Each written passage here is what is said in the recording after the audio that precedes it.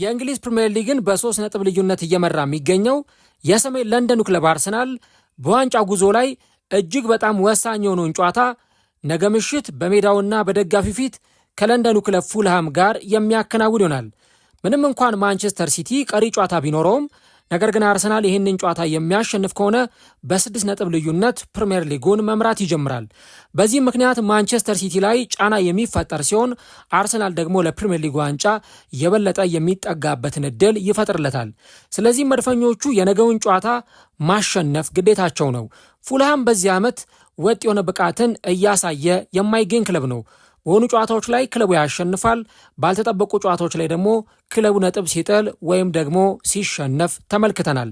በዚህ ዓመት ሁለቱ ክለቦች የመጀመሪያ ዙር ጨዋታቸውን ሲያከናውኑ አርሰናል ከሜዳ ውጪ በሊያንድሮ ትሮሳርድ ብቸኛ ጎል ጨዋታውን 1-0 ነበረ አሸንፎ ያንን ጨዋታ ያጠናቀቀው። ነገም በሜዳው የሚያደርገው በዚህ ጨዋታ ላይ እጅግ በጣም ከባድ ፈተና ይገጥመዋል ተብሎ ይጠበቃል። መድፈኞቹ አርሰናሎች ከ2 ቀናት በፊት በቻምፒየንስ ሊጉ አትሌቲኮ ማድሪድን ከሜዳቸው ውጭ ገጥመው አቻ ከተለያዩበት ከ2 ቀናት በኋላ ነው ይህንን ጨዋታ የሚያከናውኑት። በዚህ ጨዋታ ላይ የቡድኑ ዋና አሰልጣኝ ሚኬል አርቴታ ምን አይነት የጨዋታ አቀራረብን ሜዳ ላይ ሊያስመለክተን ይችላል? ከዚህም በተጨማሪ ከ2 ቀናት በኋላ ጨዋታውን የሚያከናውነው አርሰናል በተለይም የተጫዋቾችን ድካም ማኔጅ ለማድረግ አርቴታ የትኞቹን ተጫዋቾች ይጠቀማል? በዚህ ጨዋታ ላይ 3 ነጥብ ይዞ ለመውጣት ምን ነገሮችን ማድረግ አለበት? የፉልሃም ደካማና ጠንካራ ጎኖችስ ምንድናቸው? እስከ ቪዲዮ መጨረሻ ድረስ ከኛ ጋር አብራችሁ ከቆያችሁ እነዚህን ጉዳዮች የምንነግራችሁ ይሆናል። ሰላም ጤና ይስጥልን። የተወደዳችሁና የተከበራችሁ ውድ የቻናላችን ተከታታዮች እንዴት ናችሁልን? እግዚአብሔር ይመስገን እኔ በጣም ደህና ነኝ። የምትገኙት አራዳ ሜዳ ኦፊሻል የዩቲዩብ ገጻችን ላይ ነው። የዩቲዩብ አናሊቲክሳችን እንደሚያሳየን ከሆነ 52.9% የሚሆኑ ተመልካቾቻችን ቻናሉን ሰብስክራይብ ሳያደርጉ ነው ይህንን ቪዲዮ የሚመለከቱት። ስለዚህ ለእናንተ የ3 ሰከንድ ስራ ነው። ቻናሉን ሰብስክራይብ በማድረግ የደወል ምልክቷን በመጫን ቤተሰብ እንድትሆኑ እንጋብዛለን። ፕሮግራማችን ደግሞ ቫይራል እንዲወጣ የእናንተ በብዛት ላይክ ማድረግ እጅግ በጣም ይጠቅመናል። ስለዚህ ቪዲዮውን ስትጀምሩ ላይክ እያደረጋችሁ መጀመራችሁን አስታውሱ። የአራዳ ሜዳ ኮሜንታተር ተስፋ ወርቅ ሉል ሰገድ አብሬያችሁ ቆይታ አድርጋለሁ። ፈጣሪ ፈቅዶ በዚህኛው ፕሮግራማችን ላይ ከእናንተ ጋር ተገናኘን። እንግዲህ በዚህኛው ፕሮግራማችን ላይ ደግሞ የአርሰናልና የፉልሃምን ጨዋታ በቅድመ ጨዋታ ትንታኔ ዳሰሳችን የምንመለከተው ይሆናል ማለት ነው። እንግዲህ ፕሪሚየር ሊጉ ሊጠናቀቅ አሁን የመጨረሻ 4 ጨዋታዎችን ብቻ እየጠበቀ ይገኛል። በእርግጥ ማንቸስተር ሲቲ ቀሪ ጨዋታ አለው። ቀሪ ጨዋታም ያላቸው ቡድኖች አሉ። ነገር ግን በዋነኝነት ነገ የ35ኛው ሳምንት የእንግሊዝ ፕሪሚየር ሊግ ጨዋታ ነው የሚከናወነው ማለት ነው እና አሁን አርሰናል የፕሪሚየር ሊጉን ዋንጫ ለማሸነፍ 4 የመጨረሻ ጨዋታዎች ብቻ ቀርተውታል። የአርሰናል ደጋፊዎች በጣም የሚጓጉባቸው ጨዋታዎችን ነው ከዚህ በኋላ የሚያከናውኑት። ከዚህ በፊት ደጋግሜ እንደተናገርኩት የፕሪሚየር ሊጉን ዋንጫ ለማሸነፍ አርሰናልም ሆኑ ማንቸስተር ሲቲዎች የሚቀሯቸውን ጠቅላላ ጨዋታዎች ማሸነፍ ይጠበቁባቸዋል። አርሰናል የ22 ዓመታት የፕሪሚየር ሊግ ዋንጫ ጥበቃውን እንዲያበቃ ለማድረግ ስለሆነ ዘንድሮ እየተፋለመ የሚገኘው በጣም በተቻለ መጠን ይህንን ጨዋታ ከዚህ በኋላ የሚያከናውነውን ጨዋታ ማሸነፍ ይጠበቅበታል። የነገው የፉልሃሙ ጨዋታ ደግሞ ለአርሰናል ሌላኛው ፈተናው ነው የሚሆነው። እንደምታውቁት ፉልሃም በቅርብ ዓመታት አርሰናልን ባገኘው ቁጥር አንዳች ፈተና ደግሶ የሚመጣ ቡድን ነው። አምናን ብትመለከቱ ካቻምናን ብታዩ ፉልሃም አርሰናልን ሲያገኝ በሜዳውም ሆነ ከሜዳው ውጪ ፈታኝ የሆነ ፐርፎርማንሱን አርሰናል ፊት ሲያሳይ እንመለከታለን። ከዚህ በተጨማሪ ደግሞ ፉልሃም ራሱ ለአውሮፓ መድረክ የሚጫወትበትን እድል ማግኘት የሚችል ቡድን ነው። ለምሳሌ ዩሮፓ ሊግ ወይ ኮንፈረንስ ሊግ ገብቶ ምናልባት በሚቀጥለው ሲዝን ልናየው እንችላለን። ቡድኑ 48 ነጥቦችን ይዞ 10ኛ ደረጃ ላይ ነው የተቀመጠው። ስለዚህ እነርሱም ለራሳቸው ሲሉ በጣም ጠንከር ብለው ሜዳ ላይ መቅረባቸው አይቀርም። ቅድም መግቢያ ላይ እንደነገርኳችሁ ሁለቱ ቡድኖች ሲጫወቱ የመጀመሪያውን ዙር ጨዋታ አርሰናል 1-0 ነበር ያሸነፈው ሊያንድሮ ትሮሳርድ ባስቆጠራት ብቸኛ ጎል እና እንደምታስታውሱት አርሰናል በዛ ጨዋታ ላይ ፉልሃምን ለማሸነፍ ቀላል የሚባል ፈተና አልገጠመውም፣ ወይም ጨዋታው ቀላል አልነበረም ለአርሰናሎች። ሜዳውም የፉልሃም ክራቨን ኮቴጅ ነው። ከዚህ በተጨማሪ ጨዋታውም የለንደን ደርቢ ነው። እነዚህ ነገሮች ታሳቢ መሆን አለባቸው። ይህ በእንዲህ እንዳለ ደግሞ ፉልሃሞች ሜዳ ላይ ይዘው የቀረቡት አቀራረብና የጌም ፕላናቸው አፕሮቻቸው ለአርሰናል ጨዋታው ቀላል የሚባል እንዳይሆን ያደረገው አንዱ ጉዳይ ነበር። ነገር ግን አርሰናል በዛ ጨዋታ ላይ በሊያንድሮ ትሮሳርድ አማካኝነት በተቆጠረች ብቸኛ ጎል ያንን ጨዋታ አሸንፎ ወጥቷል። ኢቨን በዛ ጨዋታ ላይ አርሰናል ሲያሸንፍ ከማዕዘን ምት ወይም ደግሞ ከሴት ፒስ በተቆጠረ ጎል ነው እንግዲህ አርሰናል ያንን ጨዋታ አሸንፎ ወሳኝ 3 ነጥብ ይዞ የወጣው። የማዕዘን ምት ተሻማ። ከዛ በኋላ ባለሳሳት አንድ ተጫዋች ማጋሌሽ ይመስለኛል ኳሱን አሲስት ያደረገለት ትሮሳርድ አስቆጥሮ አርሰናል ያንን ጨዋታ 1-0 አሸንፎ ወጥቷል ማለት ነው። እንግዲህ አሁን የነገው ጨዋታ ምን ያህል ወሳኝ ነው የሚለውን ቅድሚያ እንመልከትና ከዛ ወደ ሌሎች ጉዳዮቻችን እናልፋለን። የነገው ጨዋታ ለአርሰናል ወሳኝ ነው ስንል ምንም የሚያጠራጥር አይደለም። ከዚህ በኋላ የፕሪሚየር ሊጉን ዋንጫ ለማንሳት አርሰናል ሁሉንም ጨዋታዎች እያሸነፈ መሄድ ይጠበቅበታል። ማንቸስተር ሲቲ ነጥብ ይጥላል አይጥልም ራሱን የቻለ ጉዳይ ነው። አርሰናል ግን የፕሪሚየር ሊጉን ዋንጫ ለማንሳት ፕላን እስካደረገ ድረስ እቅድ እስካደረገ ድረስ የግዴታ አርሰናል ከዚህ በኋላ የሚያደርጋቸውን ጨዋታዎች ማሸነፍ አለበት። ቢቻል ደግሞ ሲያሸንፍ በጠባብ የጎል ልዩነት ሳይሆን በርከት ያሉ ጎሎችን ቢያስቆጥር። አሁን ከሲቲ ጋር ተመሳሳይ ነው፣ ነጥባቸው ተመሳሳይ ነው። የጎል ክፍያቸው ተመሳሳይ ነው። አርሰናል ደግሞ ተጨማሪ ጨዋታን አድርጎ በ3 ነጥብ ልዩነት ፕሪሚየር ሊጉን እየመራ ይገኛል። ስለዚህ ከማንቸስተር ሲቲ ለመብለጥ ጎሎችን በደንብ ማስቆጠር አለበት እና የነገው ጨዋታ መስት ዊን ዱ ኦር ዳይ የሚባል ጨዋታ ይሆናል ማለት ነው። ስለዚህ የነገው ጨዋታ ላይ አርሰናሎች ጨዋታውን 3 ነጥብ ይዘው ለመውጣት የሚፋለሙበት ጨዋታ ይሆናል። በየትኛውም መንገድ 3 ነጥብና 3 ነጥብ ብቻ የሚፈለግበት ጨዋታ እንደሚሆን ይጠበቃል። እንግዲህ ይህንን ጨዋታ በዚህ መንገድ ካነሳን አርሰናል 3 ነጥብ ይዞ የሚወጣ ከሆነ ማንቸስተር ሲቲ ላይ ጫና መፍጠሩ የማይቀር ጉዳይ ነው። እንግዲህ ሰኞ ዕለት ማንቸስተር ሲቲ ኤቨርተንን ይገጥማል እና የአርሰናል ደጋፊዎች ምናልባት ማንቸስተር ሲቲ ነጥብ የሚጥል ከሆነ ያንን ኤቨርተን ጨዋታ አንዱ ሊመለከቱት የሚችሉት ጨዋታ ይመስለኛል። ስለዚህ ያንን ጨዋታ አርሰናሎች በዚህ መንገድ ከጠበቁት ይህንን ጨዋታ ግን የቤት ስራቸውን በሜዳቸው መወጣት ይጠበቅባቸዋል። አሁን እንግዲህ ትልቁ ነገር የሚሆነው ምንድን ነው? በተለይም የአርቴታ ትልቁ የቤት ስራ የተጫዋቾችን ድካም፣ በቡድን ውስጥ ያለውን ስኳድ እና ደግሞ ቋሚ 11ዱን እንዴት ማኔጅ ያደርገዋል የሚለው ነው ትልቁ ጉዳይ። እንግዲህ አርሰናል አሁን በሁለት ትልልቅ ውድድሮች ላይ እየተሳተፈ ይገኛል። ቻምፒየንስ ሊግም ፕሪሚየር ሊግም። ረቡዕ ዕለት ማለትም ከትላንትና በስቲያ ከሜዳው ውጪ ወደ ዋንዳ ሜትሮፖሊታኖ በማቅናት የዲየጎ ሲሞኒውን አትሌቲኮ ማድሪድን ገጥሞ 1-1 ነው ያንን ጨዋታ ያጠናቀቀው። ብዙ አይነት ውዝግቦች ነበሩት። የተሻረው የፍጹም ቅጣት ምት የቤሬቼዜ የተሻረው የፍጹም ቅጣት ምት ለአርሰናሎች አወዛጋቢ ነበር። ከዚህ በተጨማሪ ግን አርሰናሎች በዛ ጨዋታ ላይ በብርቱ የተፈተኑበት በተለይ የዳቪድ ራያ ብቃት የአርሰናሎች መከላከል የነ ማጋሌሽ መከላከል የነ ሳሊባ መከላከል በጣም ጥሩ ስለነበር ነው እንጂ አርሰናል በዛ ጨዋታ ላይ ሊሸነፍ የሚችልበት እድል ሁሉ በጣም ሰፊ ነበር። አሁን እንግዲህ ከዛ በኋላ አርሰናል ምን አይነት ረፍት አድርጎ ነው እንደገና ወደዚህ ጨዋታ የሚመጣው ብለን ስንል ያለው ረፍት በጣም ጥቂት ነው። እንግዲህ ከስፔን ወደ ለንደን አርሰናል በረራ ማድረግ ግድ ብሎታል።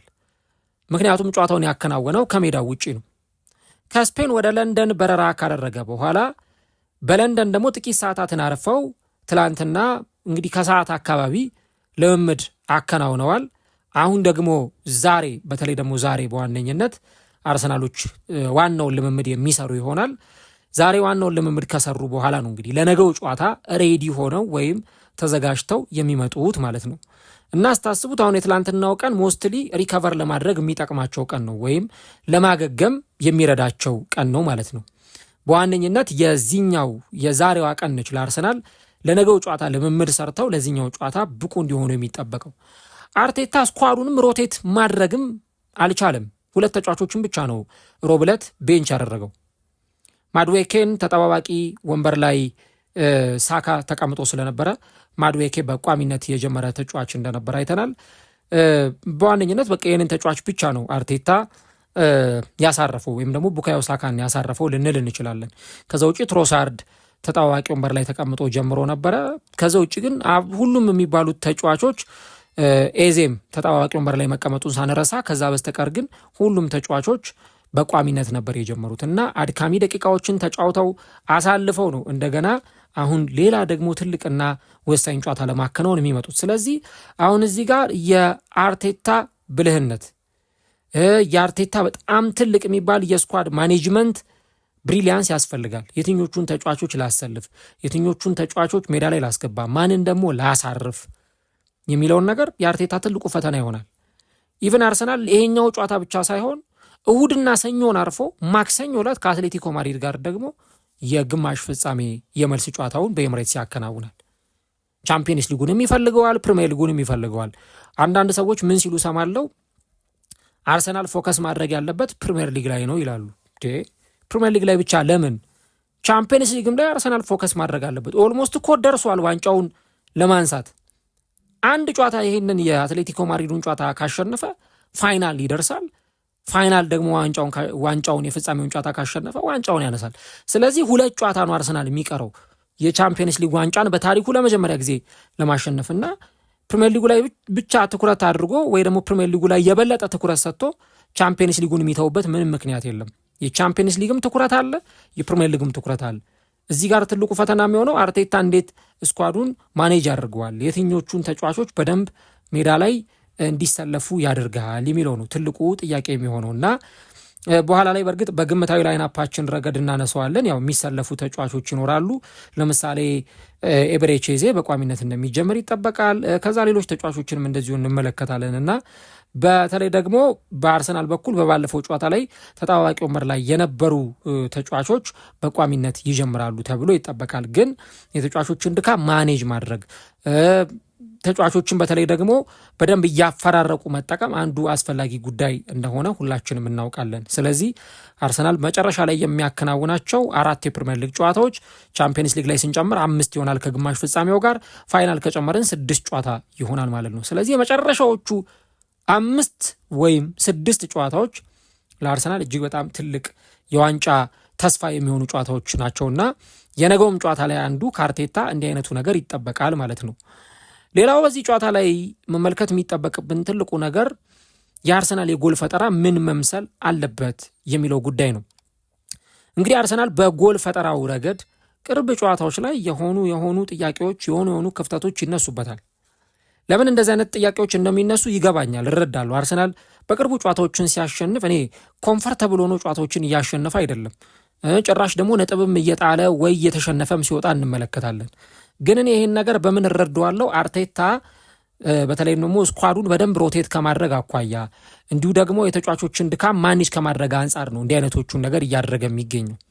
አርሰናል በባለፉት 2 ሲዝኖች ፕሪሚየር ሊጉን መርቶ በተለይ 2022-23 እና 23-24 ላይ ለረጅም ጊዜ አርሰናል ፕሪሚየር ሊጉን መርቶ ለማንቸስተር ሲቲ ዋንጫውን ያስረከበበት አንዱ ትልቁ ምክንያት ምንድን ነው? ያልተመጣጠነ ጉልበት በማውጣታቸው ነበረ። ሲዝኑ መጀመሪያ ላይ ቦክሲንግ ዴይ ላይ፣ ሲዝኑ አጋማሽ ላይ በጣም የሚሮጠውን ፈጣኑን አደገኛ ማጥቃት ያለውን የማይደክመውን የአርሰናልን ስብስብ አየንና ተጫዋቾቹም እንደኛው ሰዎች አይደሉ። ልክ ወደ መጨረሻው እየተጠጋ ሲዝኑ ወደ ማለቁ 12 ሳምንት 10 ሳምንት 5 ሳምንት ሲቀረው ተጫዋቾቹ ጋር ምን ይፈጠራል? ፋቲግ ይመጣል፣ ድካም ይመጣል። ተጫዋቾች በቀላሉ ጉዳት ከሜዳ መራቅ ይጀምራሉ። አርቴታ ያንን ነገር ነበረ ማኔጅ ማድረግ ያልቻሉ። አሁን ግን የአርሰናል ተጫዋቾች ጉልበታቸውን ማኔጅ በማድረግም ውጤት ይዘው ሲወጡ እያየን ነው። ለምሳሌ በኒውካስሉ ጨዋታ ላይ አርሰናል በቂ የጎል ዕድል አልፈጠረም ተብሎ ሲታማ ነበር። እንደውም የአርሰናል ኤክስጂ ሁሉ በርካታ መነጋገሪያ ሆኗል። አርሰናል የፈጠረው የጎል ዕድል፣ በክፍት ጨዋታዎች የነበረው የአርሰናል ማጥቃት ተብሎ በርካታ ሁኔታዎችን ስለ አርሰናል አጨዋወት ስንሰማ ነበር። ግን አርሰናል በባለፈውም ጨዋታ ላይ እንዳያችሁት ከአትሌቲኮ ማድሪድም ጋር በነበረው ጨዋታ ላይ ጉልበታቸውን ማኔጅ ለማድረግ ሞክረዋል።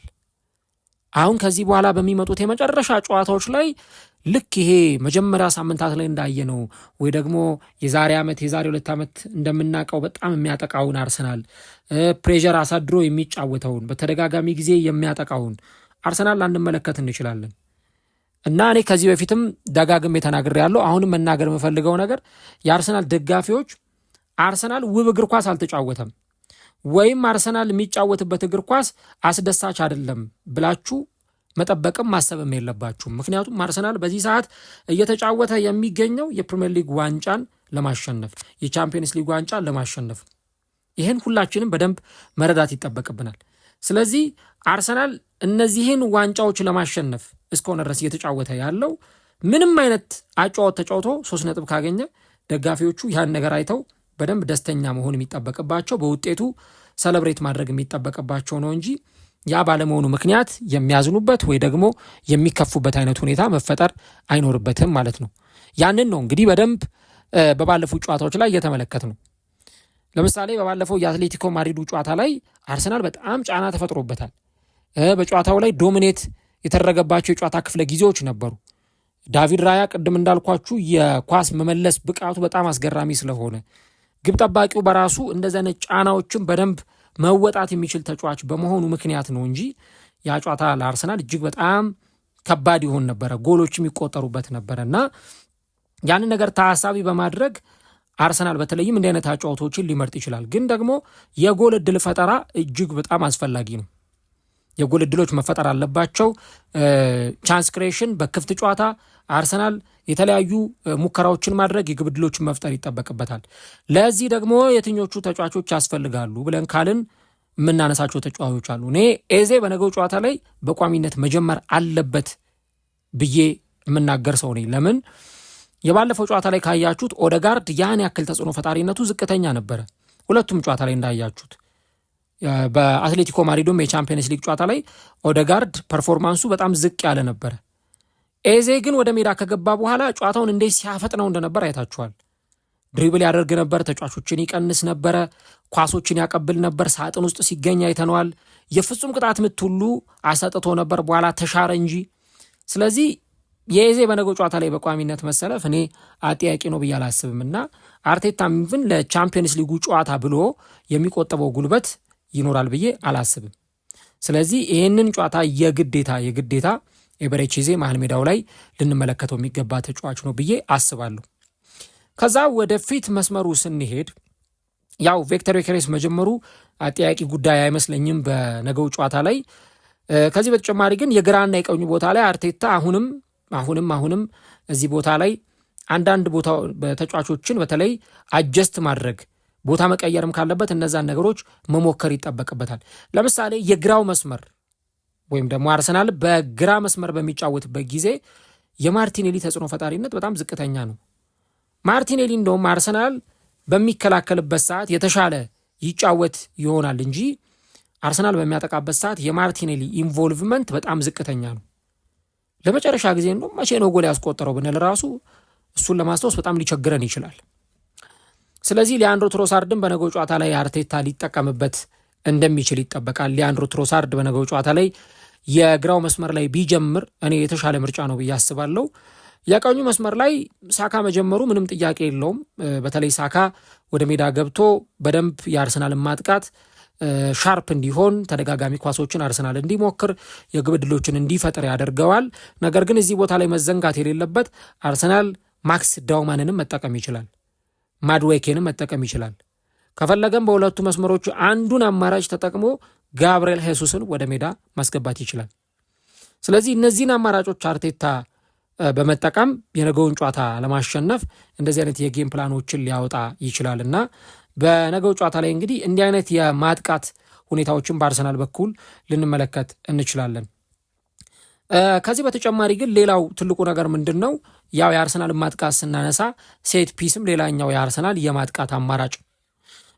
ባለፈው ሳምንት አርሰናል ኒውካስልን ያሸነፈበት ጌም የምታስታውሱ አንድ በጣም የሚገርም ነገር ነበረ እና የማዕዘን ምትን በአጭር ተቀባብሎ ማስጀመር አርሰናል አዲስ የጀመረው የቆመ ኳስ አፕሮች ነበረ እና 2 ወይ 3 የማዕዘን ምቶችን በዛ አይነት መንገድ ሞክረው ከዛ በኋላ በቀጣዩ ነው ኤቤሬቺዜ በኖኒ ማድዌኬና በሃቨርትዝ ቅብብል የተገኘውን ኳስ ወደ ጎልነት የቀየረውና የማዕዘን ምትንም አርሰናል እንደ አንድ አማራጭ ሊጠቀምበት የሚችል ጉዳይ እንደሆነ ይታመናል።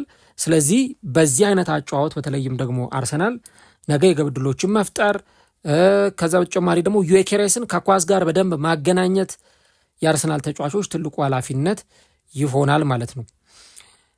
ሌላው እንግዲህ ከእንዲህ አይነት አጨዋወቶች ጋር በደንብ ልናነሳ የሚገባው ትልቁ ነገር የአርሰናል መከላከል ነው።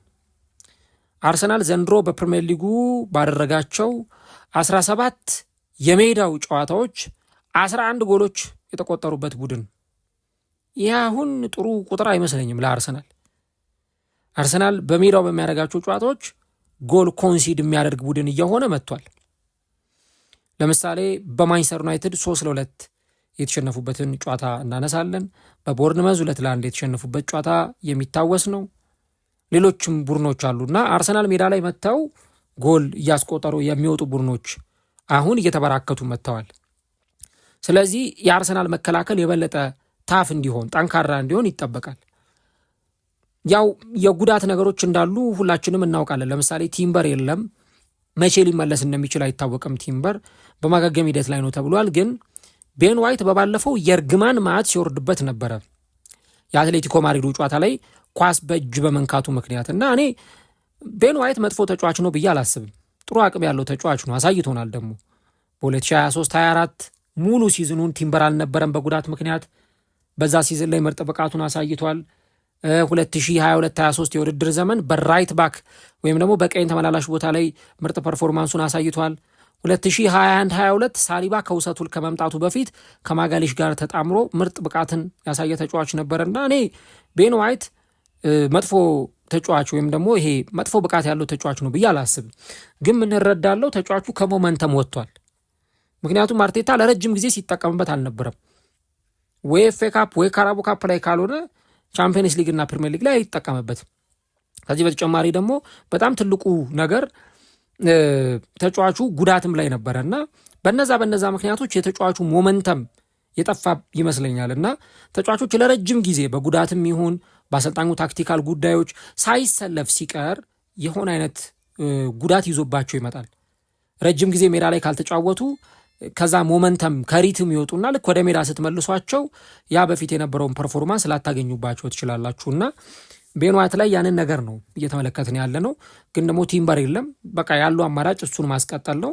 አርቴታ አይሆንም ካለ ምናልባት ክሪስቲያን ሞስኩዌራን እዚህ ቦታ ላይ ሊጠቀምበት ይችላል። በተለይ በራይት ፍላንክ ቦታ ላይ ይህንን ተጫዋች ሊጠቀምበት ይችላል እና ሞስኩዌራን የሚያስገባበት ትልቁ ምክንያት አርቴታ የበለጠ ጥንቃቄን ከመምረጥ አንጻር ነው። በተለይ ደግሞ ቤን ዋይት የሚሳሳታቸው ስህተቶች፣ ከዚህ በተጨማሪ ደግሞ ኦቨርላፕ እያደረገ በሚወጣበት ጊዜ ትቶት የሚወጣው ቦታ ለተጋጣሚዎች የማጥቃት ስፔስን ስለሚፈጠር ያያ ጉዳይ እንደዚህ አይነት ሆኖ እናገኘዋለን እና ባለፈው አርቴታ አሁን አንድ የዘየደው ዘዴ ምንድን ነበረ? የአትሌቲኮ ማድሪዱ ጨዋታ ላይ አርሰናል በ5 ተከላካይ እንዲጫወት ነበር ያደረገው። ቤን ዋይት በቀኝ፣ ሂንካፒ በግራ፣ ሳሊባና ማጋሌሽ ሴንተር ባክ ሆኖ እንዲጫወቱ አደረገና ዴክላን ራይስ ያለ ተፈጥሮ ቦታው ከሳሊባ አጠገብ እዛ የሃፍ ስፔሱ ላይ እንዲጫወት ነው አርቴታ ያደረገው። እኔ በደንብ በአይኔ እየተመለከትኩት ነበረ እና አጋጣሚ ነው ብዬ አለፍኩት 1 ጊዜ 2 ጊዜ ምናምን። ከዛ ግን ሙሉ ጨዋታውን ሳየው ሳሊባ ባለበት ቦታ መሀል ላይ ነው ሲጫወት የነበረው። ለምን በዛኛው ሳይድ ቤን ዋይት ኦቨርላፕ እያደረገ ይወጣል፣ ሂንካፔ በዚህኛው ሳይድ አለ፣ ማጋሌሽ ወደ ፋይናል ሰርድ እየገባ ነው። ስለዚህ የአርሰናል መከላከል ተጋላጭ ይሆናል። በተለይ እነርሱ ኳስ በሚይዙበት ጊዜ፣ አትሌቲኮች ኳስ በሚይዙበት ጊዜ የአርሰናል ረስት ዲፌንስ ልክ እነሱ በካውንተር አታክ ሲመጡ የቁጥር የበላይነት የሚወሰድበት ይሆናል። እዚህ የሚያገኙት ሂንካፔና ሳሊባን ብቻ ይሆናል። ስለዚህ ያንን ለማገዝ ነው አርቴታ ዴክላን ራይስ በደንብ ወደ ኋላ ተመልሶ በጥልቀት መከላከሉን እንዲያግዝ ሲያደርግ የነበረው እና ይሄ አንዱ ታክቲካል ጉዳይ መሆኑን እናያለን ማለት ነው። ስለዚህ የነገው ጨዋታ ላይ በተለይ የአርሰናል መከላከል በጣም ትልቅ የቤት ስራ እንዲወጣ የሚጠበቅበት ነው። ፉልሃም በእርግጥ አንዱ መጥፎ ነገሩ ምንድን ነው? ባለፉት ካደረጓቸው 6 ጨዋታዎች በ4ቱ ላይ ጎል ለማስቆጠር በጣም የተቸገረ ቡድን መሆኑ አንዱ የፉልሃም ትልቁ ክፍተት እንደሆነ ይነገራል። ፉልሃም ውስጥ ጠንካራ ተጫዋቾች አሉ። በተለይ ጎል ማስቆጠር የሚችሉ የጎል ማስቆጠር አቅማቸው በጣም ከፍተኛ የሆነ ተጫዋቾች አሉ። እነ ስሚዝሮን እናነሳለን። ከነ ስሚዝሮ በተጨማሪ አሌክስ ዮቢ በጣም ጥሩ ጎል አስቆጣሪ ተጫዋች ነው። ያው ዘንድሮ በተለይ ከአፍሪካ ዋንጫ ከተመለሰ በኋላ አሰልጣኙ ማርኮ ሲልቫ ተጫዋቹን የሚጠቀምበት መንገድ ለተጫዋቹ ምቾት የሚሰጥ ነው ብዬ አላስብም። ሞር 6 ቁጥር ቦታ ላይ ወይም ደግሞ በአማካይ መስመር ላይ ነው ተጫዋቹን ማጫወት የሚፈልገውና ያንን የምናውቀውን አይነት የተጫዋቹን ፐርፎርማንስ እንዳናይ አንዱ ትልቁ እንቅፋት እሱ ይመስለኛል በቅርብ ጨዋታዎች ላይ እንደተመለከት ነው። ነገር ግን አሌክስ ኢዎቢም በጣም ጥሩ ማጥቃት የሚችል ተጫዋች ነው። ሌላኛው ደግሞ ሮድሪጎ ሚዩኒዥ፣ እንዲሁ የቀድሞ ክለቡን የሚገጥመው ስሚዝሮው እና ሃሪ ዊልሰን አይነት ተጫዋቾች አሉ። ግን እንግዲህ በባለፉት ጨዋታዎች ላይ ቡድኑ ጎል ለማስቆጠር በጣም ሲቸገር ነበርና ከስድስቱ ጨዋታዎች ቡድኑ በአራቱ ላይ ጎል ማስቆጠር አልቻለም። ለምሳሌ በዌስትሃም 1-0 ተሸንፏል። ከኖቲንግሃም ፎረስት 0-0 ተለያይቷል። በሊቨርፑል 2-0 ተሸንፏል። ከብሬንትፎርድ ጋር 0-0 ተለያይቷል። ስለዚህ በአራት ጨዋታዎች ከስድስቱ ቡድኑ ጎል ለማስቆጠር በጣም የተቸገረ ቡድን ነውና ይህንኛውን አይነት ቡድንን እንመለከታለን። ነገር ግን ጠንካራ ተጫዋቾች ደግሞ ያሉበት ስብስብ መሆኑን መዘንጋት የለብንም። ለምሳሌ ሃሪ ዊልሰን ዘንድሮ በተለይም ደግሞ በጎልና በአሲስት ረገድ ካየነው 10 ጎሎችና 6 አሲስቶች ያሉት ተጫዋች ነው። በአጠቃላይ በ16 ጎሎች ላይ ቀጥተኛ ተሳትፎ ያለው ተጫዋች ነው እና ወደ ተቃራኒ የፍጹም ቅጣት ምት ግብ ክልል ኳሶችን በማቀበል ረገድ የተዋጣለት ተጫዋችም ነው ይሉለታል እና ዘንድሮ 2536 ደቂቃዎች ላይ ተሰልፎ ተጫውቶ በተለይ ደግሞ ጎሎች ላይ ጥሩ ተሳትፎ ሲያደርግ ተመልክተነዋል። ስለዚህ አርሰናሎች ይህንን ተጫዋች በጣም ሊከታተሉት ይገባል። በተለይ ከሳጥን ውጭ የሚሞክራቸው ሙከራዎች አደገኛ ናቸው። ጠንካራ ሹቶችን ይመታል። እንዲሁ ደግሞ ሌላም አይነት የማጥቃት እንቅስቃሴዎችን ለማድረግ ሳጥን ውስጥ ይገኛል። ኳሶችን ያሻማል እና እንዲህ አይነት ተጫዋች ስለሆነ አርሰናሎች የአርሰናል ተከላካዮች ይህንን ተጫዋች በደንብ ማርክ ሊያደርጉት ይገባል ለማለት ያክል ነው።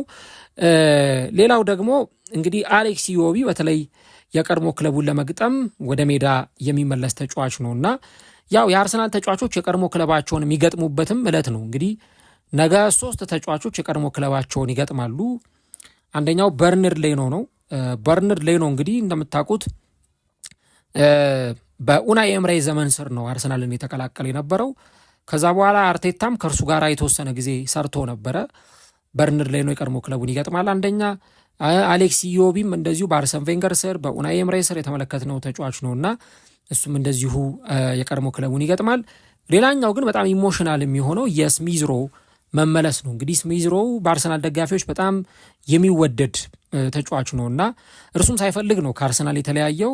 የአርሰናል ደጋፊዎችም ስሚዝሮ እንዲወጣ አይፈልጉም ነበር እና የዛኔ ፕሮሰሱ ሲጀመር አርሰናል በአርቴታ ስር ፕሮሰሱን አንድ ብሎ ሲጀምር እሱና ቡካዮ ሳካ ናቸው በትከሻቸው ያንን ቡድን ተሸክመው አሁን ያለውን አርሰናል እንድንመለከት ባለውለታ ተጫዋቾች የነበሩት። በጣም ስሚዝሮ በተለይ ምርጥ ብቃቱን ሲያሳይ ነበርና የገጠመው ጉዳትና ከዛ በኋላ የተደረገለት ቀዶ ጥገና ነው ተጫዋቹን ከሜዳ እንዲርቅ ያደረገው። አርቴታም እምነት አልነበረውም በዚህ ተጫዋች፣ ክለቡን ለቆ እንዲወጣ ተደርጓል። ነገር ግን በነገው ጨዋታ ላይ እንግዲህ የቀድሞ ክለቡን ይገጥማልና ጥሩ አቀባበል ይደረግለታል ተብሎ የሚጠበቅ ተጫዋች ነው ማለት ነው። ከዛ ውጭ አርሰናሎች በሜዳቸው ከፉላም ጋር ባደረጉት 32 ጨዋታዎች ሽንፈት አላጋጠማቸውም። 25ቱን አሸንፈዋል፣ 7ቱን ደግሞ አቻ ተለያይተዋል። በ32 ጨዋታ በሜዳቸው ፉልሃምን አስተናግደው ጨዋታዎችን አልተሸነፉም እና ይሄ ደግሞ በእንግሊዝ እግር ኳስ ታሪክ በጣም ረጅም ጨዋታዎችን ካልተሸነፉ ቡድኖች መካከል አርሰናልን አንዱ ያደርገዋልና ያንን እንመለከታለን። ከዚህ በተጨማሪ ከሜዳ ውጭ ፉልሃምም ለማሸነፍ በጣም የሚቸገር ቡድን ነው። ከሜዳ ውጭ ጨዋታዎችን ለማሸነፍ በጣም የሚቸገር ቡድን ነውና እንግዲህ የፉልሃምን ቡድን ያንን መጥፎ ሪከርድ ለማሻሻል የሚገቡበት ይሆናል። መጨረሻ ላይ ግን የምናነሳው የትኞቹ ተጫዋቾች ወደ ሜዳ ይመለሳሉ የሚለውንና አርቴታ በዚህ ጨዋታ ላይ ሊያደርግ የሚገባውን አንድ የመጨረሻ ወሳኝ ነገር እንመለከታለን ማለት ነው። እንግዲህ አርቴታ በነገው ጨዋታ ላይ 3 ነጥብ ይዞ ለመውጣት እስካሰበ ድረስ አንድ ማድረግ ያለበት ወይም ደግሞ መተው ያለበት ነገር ምንድን ነው ብለን ካልን አርቴታ ነገ ግትርነቱን መተው አለበት። የሆኑ ተጫዋቾችን አላሰልፍም ወይ ደግሞ የሆኑ ተጫዋቾችን ሜዳ ላይ አላስገባም ከሚል አይነት ስሜት መውጣት ይጠበቅበታል። ሜዳ ላይ መግባት ያለባቸው ተጫዋቾች መግባት አለባቸው። ለምሳሌ ክርስቲያን ኖርጋርድ መግባት ካለበት ቀይሮ ማስገባት የተሻለ አማራጭ። ሉዊስ ስኬሊ ነገ በአማካይ መስመር ላይ አርሰናልን ሊጠቅም ይችላል፣ በተለይ በማጥቃቱ ረገድ። ስለዚህ ሉዊስ ስኬሊንም ማስገባት የሚያስችል የጨዋታ ሂደት ካለ ሉዊስ ስኬሊንም መጠቀም ይኖርበታል። ማክስ ዳውማንን መቀየር ካለበት ማክስ ዳውማንን ቀይሮ ማስገባት ይኖርበታል።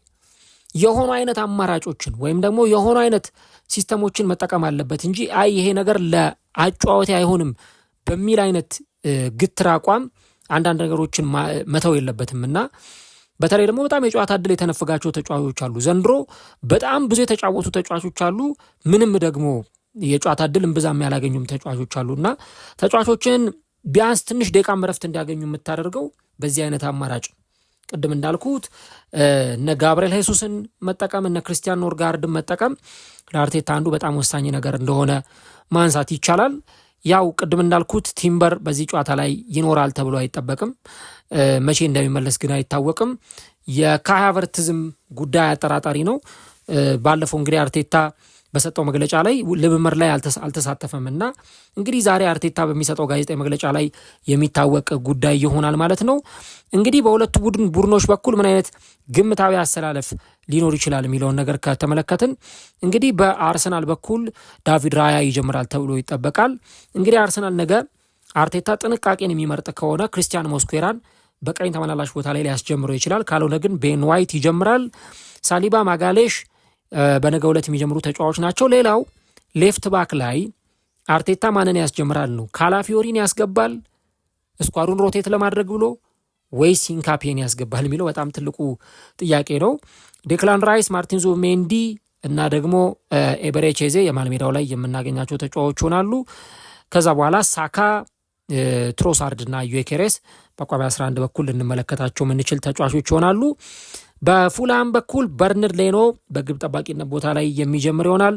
ቲሞቲ ካስታኜ፣ ጆዋኪም አንዴርሰን፣ ካልቪን ባሴ እና አንቶኒ ሮቢንሰን የተከላካይ መስመር ተጫዋቾች ይሆናሉ። ሳንደርበርግ፣ ሳሳ ሉኪች፣ ሃሪ ዊልሰን እና ኤሚሊ ስሚዝሮ የአማካይ መስመሩን ይመሩታል። በጣም ፈጣን የሆነው ተጫዋች ሳሙኤል ቼክዌዚ እና ራውል ሄምኔዝ የፊት መስመሩን ይመሩታል ተብሎ ይጠበቃል። ያው የፉላም ተጫዋቾች አንዱ ችግራቸው በተለይ ሊያጠቁ በሚወጡበት ሰዓት የሚተዉትን ክፍት ቦታ መልሰው መሸፈን ነው እና አርሰናሎች በደንብ ነገ በካውንተር አታክ ያንን ስፔስ የሚያጠቁ ከሆነ ጨዋታውን ማሸነፍ ይችላሉ። እንግዲህ እንደ ኦፕታ ሱፐር ኮምፒውተር ግምት ከሆነ አርሰናል 72.1% የማሸነፍ ቅድመ ግምት ተሰጥቶታል። ፉላም ያሸንፋል የሚለው ግምት 11.9% ብቻ ነው እና የነገው ጨዋታ ግምት ወደ አርሰናል በብዙዎቹ በኩል አርልቷል። እናንተስ ማን ያሸንፋል ብላችሁ ታስባላችሁ? አርሰናል ወይስ ፉልሃም? ኮሜንት ላይ የገባችሁ ሀሳቦቻችሁ ልታስቀምጡልን ትችላላችሁ። ውድ አድማጮች እግዚአብሔር ቢፈቅድ የፊታችን እሁድ ሊቨርፑል ከማንቸስተር ዩናይትድ ጋር የሚያደርጉትን ጨዋታ በቀጥታ ስርጭት በአራዳ ሜዳ የዩቲዩብ ቻናላችን ላይ ወደ እናንተ የምናደርስ ይሆናል። ስለዚህ ለዛ ቀን ቀጠሮ እንያዝና እኛ እዚህ ጋር እናበቃለን። ማን ያሸንፋል ግምቶቻችሁን ጻፉልን። ነገ እንግዲህ በ35ኛው ሳምንት አርሰናል በሜዳው ኤምሬትስ ሰሜን ለንደን ላይ የለንደን ደርቢ ጨዋታውን ከፉልሃም ጋር የሚያከናውን ይሆናል ማለት ነው።